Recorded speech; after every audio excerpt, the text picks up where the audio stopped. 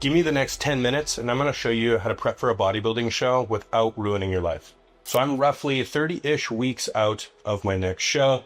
I've been coaching bodybuilders for over a decade now, helped hundreds of bodybuilders get on stage without the typical bodybuilder prep burnout. And I'm about to show you the exact strategy that I use for myself and clients. Most people think that they should start thinking about their prep 16 weeks, 20 weeks, but I'm going to show you why that's completely backwards. This is the real world prep advice I wish that I was given when I thought I had to just burn everything to be a successful bodybuilder. Point one, start earlier. Think about a prep like any other situation, like, for example, studying for an exam. Who do you think is going to do better? The guy who's been studying nice and progressively the weeks leading up to the test, or the person who's going to cram right before it? A little bit of my story. I used to do preps like this myself. I would start extremely heavy, higher body fat. Each 20 weeks, hey, we got to lose 70 pounds to get on stage. Hours of cardio, no food. Because the calories are so low, drugs go up. Burnout gets worse. And you start this cycle where you're really just burning the candle at both ends. So, for example, right now, I'm 30-ish weeks out. I'm already game planning and reverse engineering my next phases, my next 12-week block, what it looks like in between a bridging phase, and when I should be starting that fat loss phase leading into the contest prep. Start thinking about your contest prep early. And this looks like planning ahead. So for example, right now, I'm like 33 weeks out. And just because I'm 33 weeks out doesn't mean I don't think about the end game here. I need to make sure that, hey, for the next 12 weeks, I'm in this phase. In the next 10 weeks, this phase. Next 10 weeks, this phase. So for example, for the last 8 weeks, I've been in a health maintenance phase. These are the pictures here coming out of it. This was me a few days ago, roughly 236. I've been holding between 230 and 236 for this entire block, down to TRT levels, pulled blood work, looks excellent. So planning ahead looks like that. Okay, before we do anything, we want to make sure that, hey, we take a look at health. Underline. Circle. Are you healthy? You got to run labs to know this, okay? Once you've seen that, okay, you're healthy, now we can start reverse engineering your timeline. Or if you're not healthy, you have to take more time to get healthy. So we'll go like this. My smelly markers of choice. So if you're not healthy, then you're going to stay in this health phase until you are healthy. Don't worry about looking for a show just yet. Look for a show roughly, like I said, about 30 weeks away once you have the timeline for it. If you are healthy, hooray, good job. You didn't do bad things. Awesome. Kate, please proceed. This is going to be step 2. Mapping. Timeline. Okay, mapping your timeline. So what we're going to be doing here is reverse engineering your timeline. What does this look like? Okay, so for example, if I'm 33 weeks out of the show, that is the end. 33. Okay, so that's the end. So where am I right now? Right now, I woke up this morning, I am 238 pounds on the dot. So this is 1. Okay? 230. My condition check is here. I am at the very top of my weight class for a classic physique. I'm going to have to make weight by losing a leg or something. That's okay. We'll figure it out. Just going to have to come in shredded as hell. This is where you need to figure out where your stage weight is. If you've never done this before, generally take a look at your leanest pictures and pull 15 pounds off, even 20. That's a good place to start. So for me, I need to be somewhere between 222 and 224 to leave room to load for the show, to make sure that I'm not having to go to weigh-ins right on the dot and jam a bunch of food in. I want to be able to have a really nice, predictable peak week. So, for here to here, right now, I'm roughly 10 to 15 pounds above stage weight. That's not an issue at all. So for myself, I know that I like to run about a 16 to a 20 week fat loss phase. For simplicity's sake, let's go through this crap prep timeline here, okay? So I'm going to be starting it at 16 weeks out. Let's break these things down into 4-week blocks. So we'll have 12 weeks, we'll have 8 weeks, we'll have 4 weeks, and we'll have 0 weeks. You're going to want to hit the front end of this contest prep way harder. You just came out of a fat loss phase. You're going to have lots of energy. You have lots of food to pull from. Hit the front end of it hard so that at the back end, you don't have to be rushing for the last few weeks, beating yourself up until the show, because you're going to look like shit. You're going to be full of inflammation. So from week 16 to 12, I'm going to hit a 1.5% rate of loss. That's going to bring me down roughly to about 240. From 12 until 8, I'm going to bring it down to a 1% ROL. This should bring me down. So if we have 4 weeks at 1% of 240-ish, we're going to call it somewhere around between 2 to 2.5 pounds per week, where we should be losing 8 to 10 pounds for that block. That's going to put me at 230. We're 4 weeks out from the show. We should be going into this and, like I said, being able to back off. So 0.5% rate of loss. Where is this going to put me? This is going to put me at 223 at 4 weeks out. Right here. Awesome. So where does this leave me going into the show? I'm 4 weeks out. I'm already under my weight cap. So now I can back off. I can let the body calm down because I'm in between 4 weeks and 0 weeks, peak week. I'm already in between this where I need to be, between 222 and 224 to make sure I make weight and I have the room to load. That's exactly what we're looking for here, okay? So what's going to happen during that process? So 4 weeks out. 4 weeks out. I'm already ready. I'm here at 223. So for whatever reason, if I hit 223 and I'm not in condition yet, guess what? I still have a few weeks to address it at that 0.5% rate of loss. But ideally, this is where we can start playing around with food. We can start playing around with how much cardio we can pull out to decrease inflammation in the legs. This is where we can pull growth hormone in or out to affect the water retention of the look. You can de-output training to freshen up the physique. If somebody looks beat up, you can address it then. You have the timeline for it. You can even have the time here to practice a peak. Essentially, if I need to know the day before the show, the Friday is going to be the weigh-in. I need to be under 224. That means I should probably start peaking at around 221. I'll let this slowly come down over the 3 weeks. It's like a 0.25%. Like that's nothing. And then from here, you can address what your best peak is because you have the room to timeline for it. Do you want to slowly load into the show to be very consistent? That's what I do with myself. So coming into the Monday, I'm going to slowly toggle food up, primarily carbohydrates. That's great. Now we have data and I'll take the weight with those pictures as well. Now we have the weight that's going to look best with the best visuals. That's going to be your aim to peak at. So if I'm starting this at 220, coming into the Friday, I probably don't want to be more than 223.5 to give myself a little bit of room for the show day scale, maybe being off a little bit. Awesome. So that's end goal. We're not going to address super specifics on peaks right now, but that's kind of how things would break down. Front end of the prep, 16 weeks out, we're going to hit it hard, and we're going to slowly back off the intensity until we get in condition. Once we're in condition, it's a different topic where now we're addressing what is the best look. Is there fatigue to deal with? Is somebody holding inflammation? Is digestion in a good place? Training, etc. But this is a different topic all on its own. Okay, so let's talk about where I'm at currently right now. Let's go back to the start. This is what I'm doing right now. So 33 weeks out.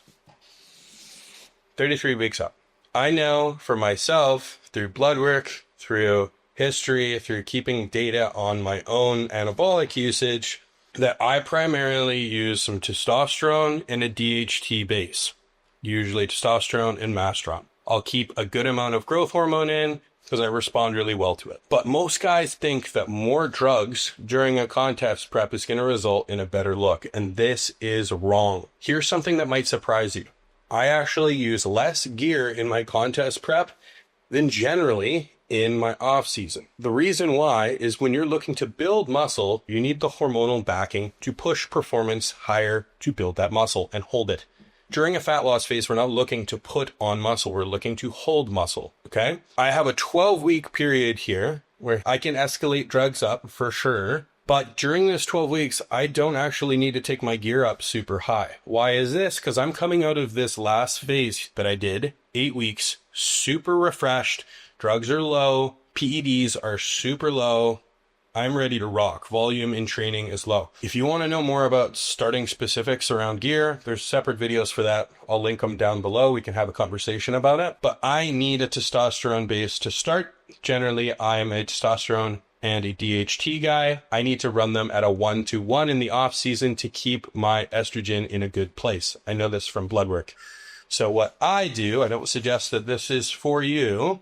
Everyone's a little bit different. I have a 12-week period, which means, hey, I don't have time to slowly escalate dose up. I got 12 weeks to jump in, hit it decently hard, get my dosing up pretty high so that I can start pushing training performance and hopefully put a little bit of tissue on for the next 12 weeks. A couple good pounds would be realistic. So I run 700 milligrams of test. Like I said, I run it at a 1-to-1 with Masteron. Generally, this is where if I had a long phase, I would run another injectable like EQ or even slowly titrate these up higher. I need something fast acting, so I know that this works well with my body. So I'm going to run 100 milligrams of Tren Ace. This is per week, not a lot. This is going to give me the strength boost while these start to build up, because this is nth, this is long, because these are stable. So this one's going to start to kick in within the first couple days. And the reason why I'm able to keep my gear lower than a lot of people is because I'm actually using things that are going to be synergistic of making this gear work better within my body. So I use a growth hormone. The growth hormone used to be one of the things that was super expensive. It's not anymore. It's cost effective.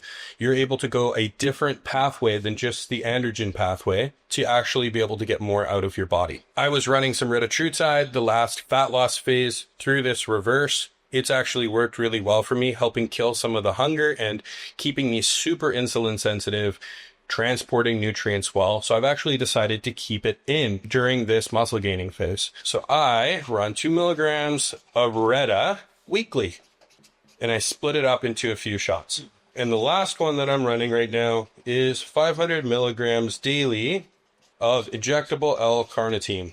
So we can go into the specifics of what each mechanism works on these, but essentially these are going to run on different pathways, either working through the growth hormone pathway, either working through the growth hormone insulin pathway, or helping your body work more efficiently at burning fat as fuel. So between these three, I'm able to stay leaner, I'm able to keep my appetite in control, and I'm able to use less total gear, which is why we're running it this way. Generally, when we're talking about somebody's stack design, the number one thing we're looking for is going to be the total anabolic load.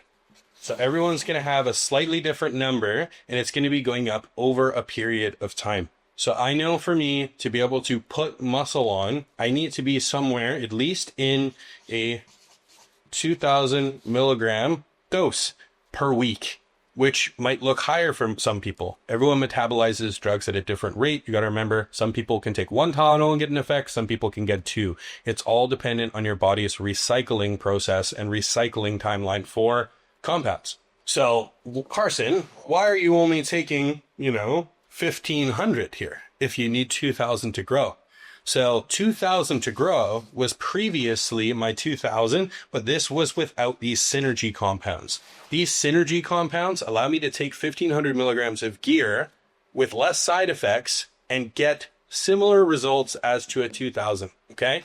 During a maintenance phase, you're going to need much less. You're not looking at building muscle. You're not pulling calories hard enough to really need to worry about losing muscle. So your maintenance might be 300 milligrams plus some GH or something, right? As a synergy, these synergy compounds. This should be able to hold you. Okay, well, what does a contest prep usually look like? A contest prep is probably not going to need as much as a off-season push, because during this off-season, we're looking at putting new muscle on, which is going to require, over time, more gear use. But during a fat loss phase, you might need something like 1,500.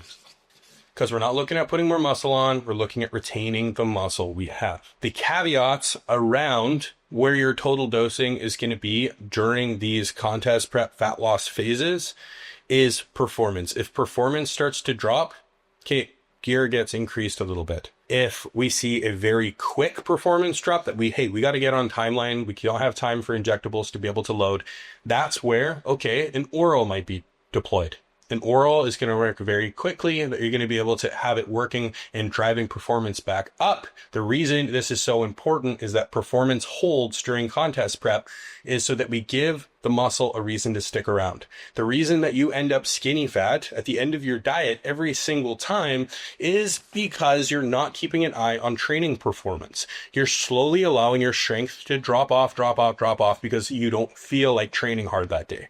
Well, guess what? When you do that, you're not giving the muscle a reason to stick around. Point number 4.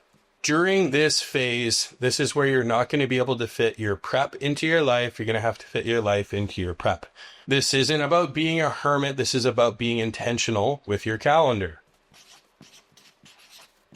This is the opposite advice that I give most people during an off season. During an off season, your priorities are going to go priority number 1. Most people, it's work / what's going to take up the most of your time? Work. You can't not be paying the bills. You got kids to support, whatever. Priority number 2, usually this is going to be kids or relationship stuff. Awesome. Priority number 3 in your schedule is going to be bodybuilding and training. In the off season, you have lots of flexibility to be able to move things around. In a contest prep, this is where priorities might switch up a little bit, where your scheduling priority is going to be, hey, your training sessions need to be at similar times each day. You can't be going on vacations during this because it's going to skew a bunch of weekly progress. You need to make sure things are consistent. So, for example, planning life around phases for this might be, okay, if the kids have activities at certain times, okay, maybe those are your training times. Kids' activities, go train. This is where work stuff might be pushed around depending on your energy levels in the day. So for me, during a fat loss phase, I have less energy at the end of the day. So work goes in the morning. Social events, which is a big one. Social events need to be worked into your plan. They're not something that can come up spontaneously. They need to be planned for a couple weeks in advance. It's not asking too much so that you can actually plan to either have the appropriate meals there with you or how to navigate the switch ups in meal plans once you're there. And no traveling for the last couple weeks before your show. You should be locked in at home, making sure that, hey, the energy that you have is going into the important things, like keeping a roof over your head, keeping your relationship stable, being a present parent, being a present partner. If you got something else going on, a side hustle, awesome, great, it's those. But this is where doing extra traveling and things during that contest prep, hey, that's not time for that. Keep that in the off season. No travel. And this just means, 16 weeks. Maybe 12 if you're really pushing it. No traveling for 3 months out of the year. That's not asking too much. And in accordance with each of these little things that are going to be kind of moved around, as a good coach would do, you're going to have individual things that, hey, during this week at this time, you're going to have to go train here. That's no problem. You're going to have to flex with it. But stop trying to fit an extremely rigid plan within your life. You need to actually plan your life around it. So, hey, if you need to be training 4 days per week and your coach says you can only train at 8 a.m. No, you can train at 8 here on this day. You could train at 10 on this day. Like, you need to plan things beforehand so that you're actually able to have success. Smart coaches are going to plan a little bit of flexibility actually into the plan, but it needs to be planned for. It's not something you just jump into.